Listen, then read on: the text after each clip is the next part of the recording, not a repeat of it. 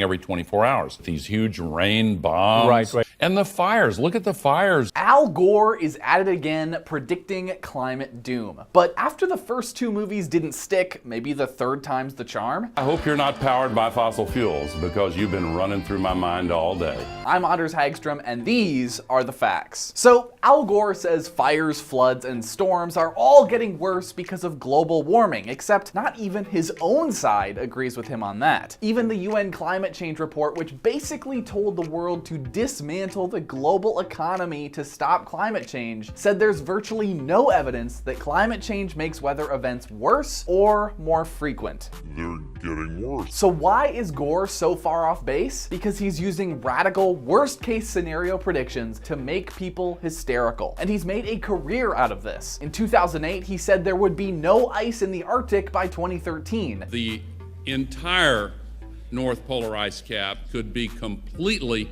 ice-free within the next 5 to 7 years. But there's still ice. In 2006, he said Mount Kilimanjaro would be empty of snow by 2016. Within the decade, there will be no more snows of Kilimanjaro. This is what Kilimanjaro looked like earlier this month. Despite all of these previous terrible predictions, studies keep making them. One said climate change is going to cause 25,000 more suicides by 2050. That's right, warmer temperatures make people want to kill themselves. So what's their solution to our climate woes? By 2030, CO2 emissions, we got to cut them by 45%, and by 2050, by 100%. So how do we meet that goal? Dismantling global capitalism, which would trap billions in poverty and lead to mass starvation. So according to Al Gore and those like him, the world is going to face mass famines and poverty in 2040 or 2050, and in order to avoid that, we need mass famines and poverty now. And now let's go to some of your comments on last week's video about Linda Sarsour being anti-Semitic.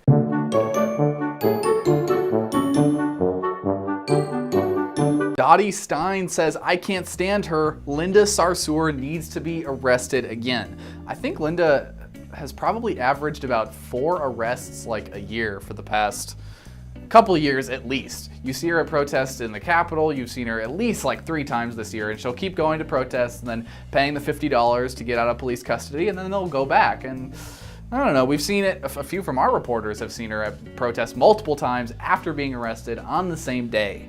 So Linda, if there's one thing that Linda Sarsour is good at, it's getting arrested. Donna Mosley says, I don't understand why Facebook hasn't banned Sarsour and Farrakhan. Calling for an extermination of certain people certainly doesn't fit in either the Facebook community, or does it? It's true, Facebook and Twitter will never get rid of these accounts. You know, like Twitter is fine to ban Jesse Kelly because he tweeted stuff about transgenderism that was basically mean towards transgender people, but as soon as it comes to Louis Farrakhan actually calling Jews satanic and Linda Sarsour saying, oh, that's great, I admire Louis Farrakhan because he calls Jews satanic, they don't really care. Twitter doesn't really care that they say those things. Are they really unbiased? Probably not. What can we do about it? Nothing. Hooray. Abu Jafar al-Ziraini said something pretty predictable. Who's better to comment on Muslim woman than a Jew guy? First of all, I'm not Jewish, I'm Scandinavian. Thank you very much. Everybody knows that she's telling the truth. Jews control, I'm not gonna read the rest of this. It's just BS. Come on, Abu, do better.